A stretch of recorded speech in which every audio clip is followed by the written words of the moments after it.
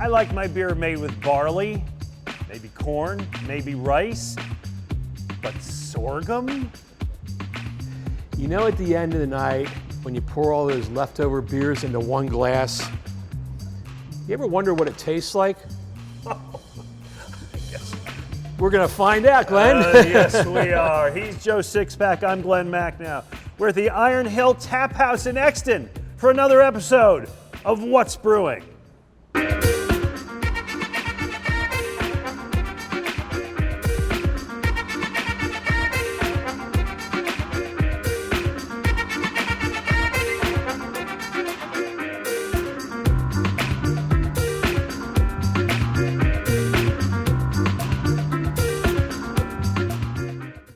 What's Brewing is brought to you in part by Monco Maker's Passport.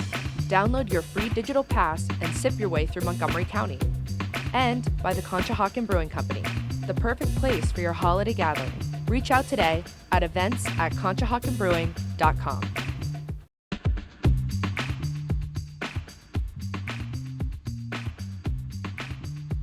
Hey, welcome to What's Brewing. I'm Glen Macnow along with beer aficionado, my pal Joe Sixpack. We are at the Iron Hill Tap House in Exton, where I'm enjoying a Galactic Stardust Hazy Juicy IPA. Very predictable, man. You know what I like. This is what I like. You know, normally I like to start at the lighter end of the spectrum, but I'm going straight to the Russian Imperial Stout here. This is a multiple award winner, 8 GABF, 6 World Beer Cups. This is a powerful beer. I love it. You gonna make it through the show? I'm a pro, Joe. Yes, you are. Well, both of these beers are made with barley, correct? Correct, okay. correct. We're used to barley, oats, wheat, corn, rice, right? Right. But now you are telling me there is a growing trend in alternative grain. We're seeing a lot of it out there, mainly this type of beer, which is made with sorghum, which does not affect people with gluten allergies. So there's a bunch of these out on the market. I thought I'd try one. We've actually shied away from this style because sorghum. You and I have tried beer before. Yeah, not always that crazy about it. So we're going to try it. This is called Greens Triple Ale. It's a Belgian style beer. It's made in Belgium, actually.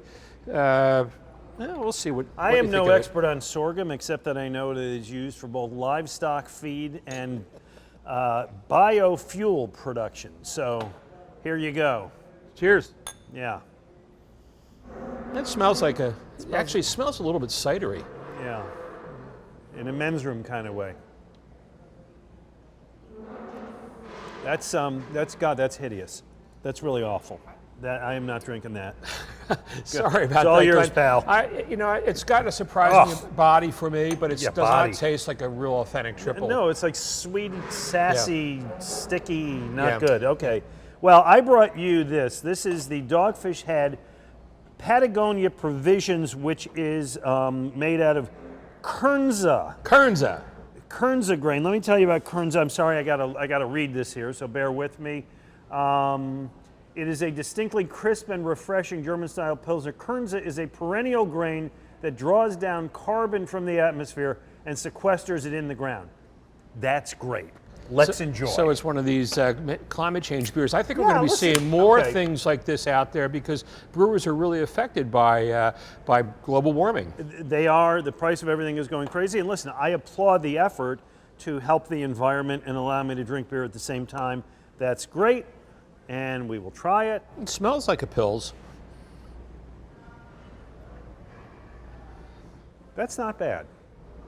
You know, I think that they went with the right style of beer on this because it is sort of light and, it doesn't require a big body out of this beer, which I don't know. This is the first Kernza beer I've ever had, but it tastes pretty good. I don't hate it. It's okay. I would drink it as opposed to, where's that schlock that you had a minute ago? This thing. This is hideous. This is okay. This is all right. Listen, I admire Dogfish Head for doing this and being environmentally conscious. And Kernza Pils is something that if you put it, I would drink it. Right. I think if you're a Pilsner expert, you would say this doesn't really taste like many of the great Pilsners we've had here in the Philadelphia area. All right, let's work in one more thing because recently the Lehigh Brewers Guild released a beer to honor the victims of the Uvalde shooting Right. massacre that occurred back in the summer. Tell me a little bit about what's going on. Well, it's called 21, and it's named in honor of the 19 students and 2 teachers who were killed in that mass shooting down there. And you know, we've seen these kind of charity beers out there raising for victims. I mean, they're all over the place. All kinds of charity beers. I call them do-gooder beers for hunger. You know, cancer or whatever, lots of causes. LGBT awareness. Exactly. A lot of things, yeah. And I like that, but it occurred to me when I heard about this beer that what we don't see very much at all is, now this beer is made for the victims. What it's not made for is for the cause of gun control. You don't see beers being made to raise money to change the gun laws, which is something I completely support. And I think that brewers have shied away from that. They you know, there was a beer not long ago called Thoughts and Prayers. It was a takeoff on that whole thing.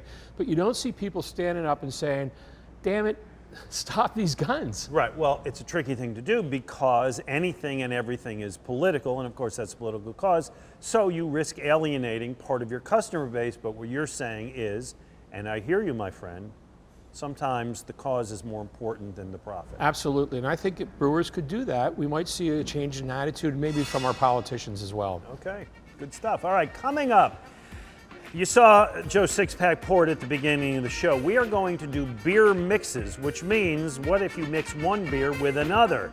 Is it any good? We'll find out. We're going to enjoy all of that stuff. Whoops. We're at the Iron Hill Tap House in Exton. Joe Sixpack, Glen Macnow. What's brewing? So, what do you want to do today? Today, I want to run. I want to skate. Thank you. I want to see a show.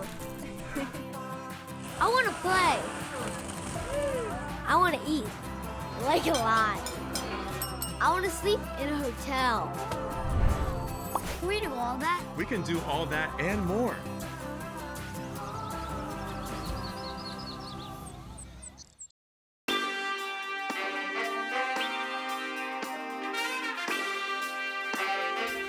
Welcome back to What's Brewing with Joe Sixpack. I'm Glen Macnow. We are at the Iron Hill Tap House at the Eagleview Plaza in Exton.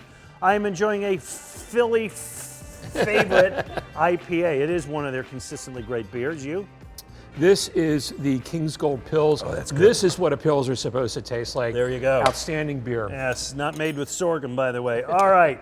One of the things that is we get to have fun, and I'm going to make a black and tan today. We're going to do a little thing on mixed beers because It just seemed like a good idea. okay, there you go.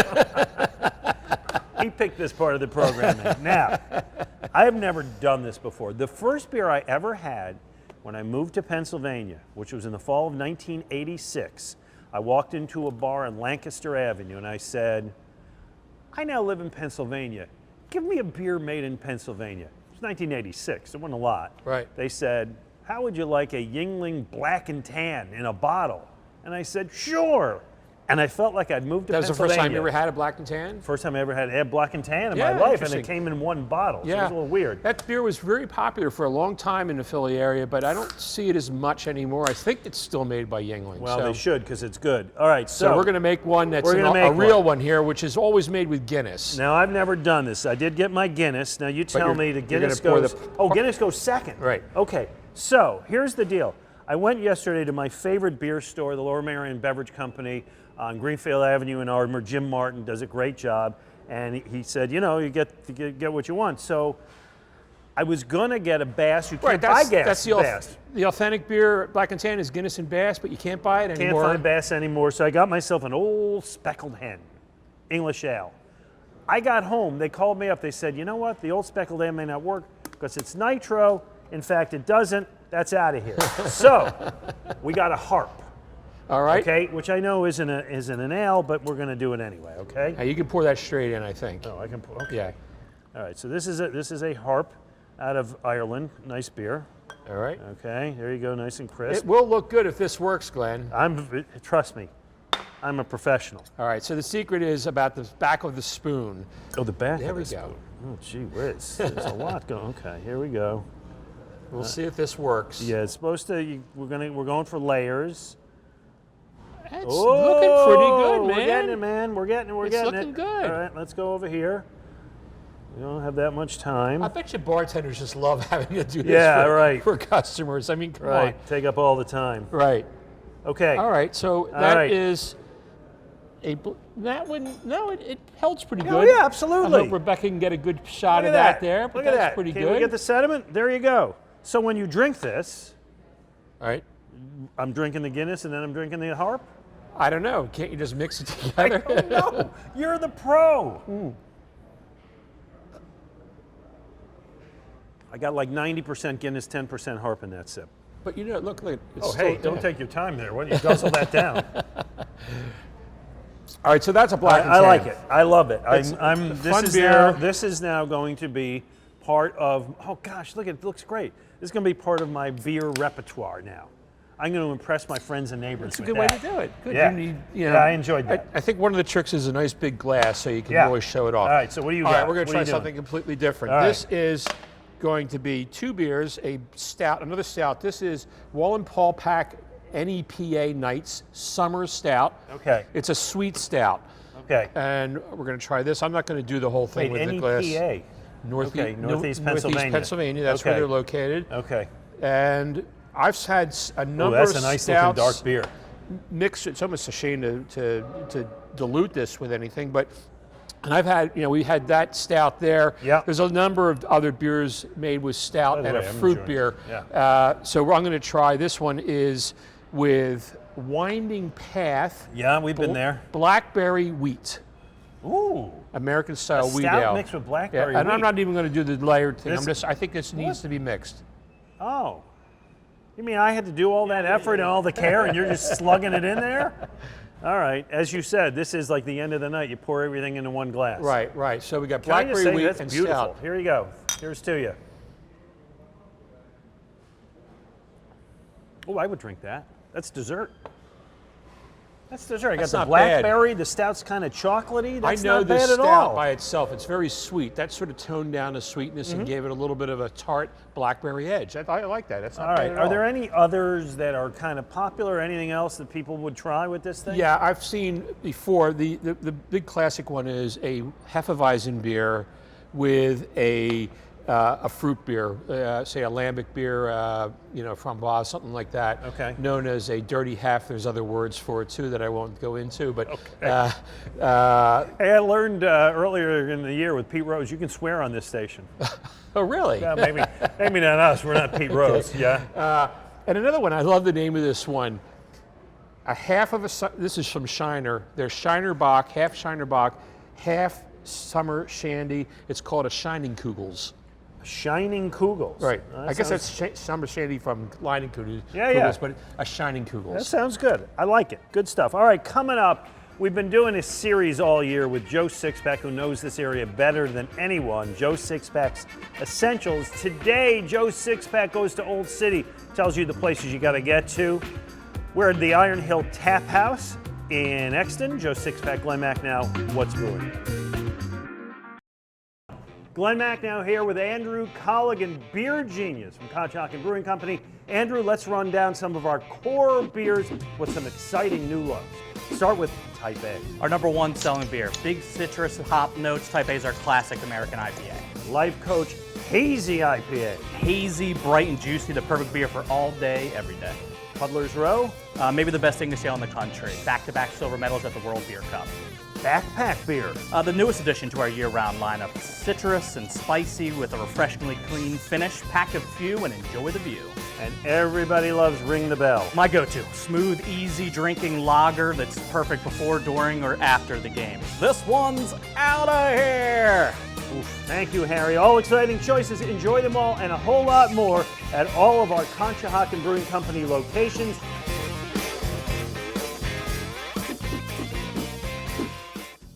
And wherever beer is sold. Welcome back to the Iron Hill Tap House in the Eagle View Plaza in Exton. We're having a great time here. What, they have 26 beers on tap? Is that what they said? 2,000, I think. And then look at all these barrels here, too. that's they're great. doing a lot of beer aging here. It's great. Terrific place. Good for dinner, good for hanging out, bringing a date, all those good things. All right, Joe Sixpack, we've been having fun all year with taking your vast experience and years of drunken staggering. That's because that's another way to just say I'm getting old, right? Well, no. And kind of telling people like, okay, you're going to this county, this town, this neighborhood. Here are the places you got to see. And today we're going all the way to Center City, to Old City. Old City. Yeah. Old City used to be, back, when I first started writing about beer 25 years ago or so, that was beer central in the town. All the good places were there. It's still a great place for craft beer. I think Fishtown might have pushed ahead because there's so many breweries there. But I wanted to focus on what's great about Fishtown. And number one, what's great about Old City? I'm sorry, Old City rather, thank you. The place you have to go is Khyber Pass at 2nd and Chestnut. This is the original Philly beer bar. They've been serving beer. I remember going there in the 70s and drinking great beer, and they still are serving terrific beer, good food. I think it's the city's second oldest bar, right behind McGillen's. The back bar, next time you go in there, folks, take a look at the back bar. That bar was at the 1876 centennial in the Brewers Pavilion. The bar itself. The back bar, yeah. Wow, absolutely. It's that's pretty cool. By the way, best popcorn in the city. Yes, it is. It is. Made with really what? great With popcorn. bacon drippings? Yes, or with something the like bacon that. drippings. Yes, Exactly. yes. Makes you drink more beer. Right. Okay. So there's the one brewery that still exists in Old City. There used to be many I was breweries in gonna ask you colonial about days. that. Yeah. Is the Second Story Brewery at 117 Chestnut Street. Gets its name because the brewery is actually on the second floor of this place, which I'm sure the brewers love hauling all that grain up the steps and so on. But they're making great beer there as well. Why? There used to be more breweries down there. Why did they leave the neighborhood? Well, I mean, breweries take up a lot of space, and Yeah. restaurants, can pack them in that way. The breweries have basically moved. Many years ago, they moved north up to Northern Liberties and Fishtown and Kensington. Yeah. So, Okay. all right. Finally, as far as beer bars go, I got to mention Mac's Tavern. I mean, it's Philly, okay? This bar is partly owned by Rob and Caitlin McElhenney from It's Always Sunny in Philly. Yeah. Good, classic. It's a lot nicer than the one on the show, by the way. Yeah. The one on the show's a dump. Yeah, But this one, which is a lovable dump, though. So Yeah. Maybe not lovable. Anyway, it's a great place to celebrate the offbeat nature of this city. Yes. And I should also mention one other place. That's right at 2nd and Market. That's it. Exactly. Yeah. Exactly. Finally, this is. It's not not necessarily a beer place, but they do have good beer there. But if you want to get into the history of Old City, the City Tavern at 2nd and Walnut. It's a recreation built back in 1976 of the original City Tavern, where the likes of John Adams and Ben Franklin hashed out the Constitution. So if you're in a mood for history, it's a good spot to go. Have a beer and think about like all the things that came 250 years ago. Yeah. I like that. Good stuff. Yeah. All right. So we've added something to the show this year, which we're calling the Guzzlies, named on basically our favorite activity, which is a series of awards that we are giving out for different things. Not your normal, not like who's got the best IPA, but some different things. And this week we are looking at what brewery, brew pub, or beer bar is the most date-friendly, most romantic. I put this on social media to get nominations. First of all, two things. We had many more women respond to this than normal for us, which is good, because quite honestly, we don't attract a lot of women. Well, speak for yourself, my man. No, but we appreciate that. But I did love this response from one guy. His name is John Raymer, who said, hey, if it's good for a date, it's not a good place for a beer. See, I don't buy that at all. I mean, I've been out drinking with many women who, frankly, many of them know more about beer than I do and have better palates than I do. You're out drinking with many women? How long have you been married? Well, my wife is a very trusting sort. Okay. So here are places that came up in nominations, and then you're going to pick the final four. Liz Brennan said, Sterling Pig and Media is really nice. I've had some dates there. They all worked out well. So there you go. Humble Parlor Brewing in Kensington, Glory Beer Bar and Kitchen in Old City, Victory Brewing Company, Yards Brewing Company. Somebody said, I guess a vote for Conchi Brewing would be a conflict of interest, but I've always enjoyed being out on your porch with my boyfriend. So I appreciate that. Yeah. Okay. Good spot. Romantic beer bars, Bar Luca in Conchi, Teresa's in Wayne, Emma Christine said, Varga Bar is a great beer bar for date night, unique atmosphere, tons of great eclectic beers on the menu, and not too loud, so it's cozy. McMenamin's in Mount Airy, City Works in King of Prussia, nice atmosphere for date. Tonewood and Bonesaw, Slack Tide on the Parkway, these are all in Jersey, Cape May Brewery, 8th and Sand. And in Delaware, First State Brewing in Middleton, Wilmington Brew Works, several votes for one of the McCall's collective spots up in Allentown, yeah. which I do not know. So, what's romantic? Okay. Who's our final Here's four? our final four. You mentioned one of them already, Victory Brewing. I'm going to point you to the Parkway. Great spot for a great beer, and if you're into that whole Parkway atmosphere thing, it's a wonderful place to spend your date night. I'm going to go with Teresa's. Yes, in Wayne. Very nice. That's a wonderful restaurant, amazing beer selection. Yes. If you haven't been there, people, make it your way out there. Bar Huga in Fairmount. On Fairmount Avenue. Fantastic place. It's very comfy. That's how it gets its name. Huga is sort of the Danish spirit of comfort. And really fantastic beer, wonderful brewer there. And finally, right here, we're in Iron Hill. How about Iron Hill's location in Chestnut Hill? There you go. I defer to you as the romantic. Yes. Why not? Hey, coming up, we're going to talk to Doug and Seth here about their retail and brewing facility at Iron Hill in Exton. It's What's Brewing. You don't have to go away to get away. Go and explore.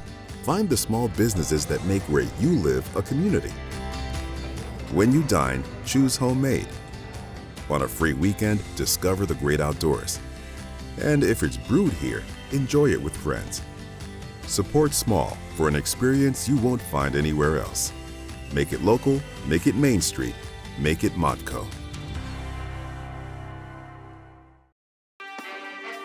Hey, we're back at the Iron Hill Tap House in Exton. We're here with Seth Mathlery, the head of retail operations, Doug Marchikaitis, who is the head brewer. I'm drinking a Lion's Roar. Tell me about this great IPA. This is a pale ale we brewed in conjunction with the Philadelphia Zoo. It's only available at the Philadelphia Zoo and participating Iron Hill locations. Even better reason to go out to the zoo. Extremely well-balanced beer. I'm going to start with Doug first. I've known you for years. You're a brewer, great respect in the community. You brew in brew pubs, but now we're in a wonderful production facility. Big. It is really big here, much bigger than any other Iron Hill facility.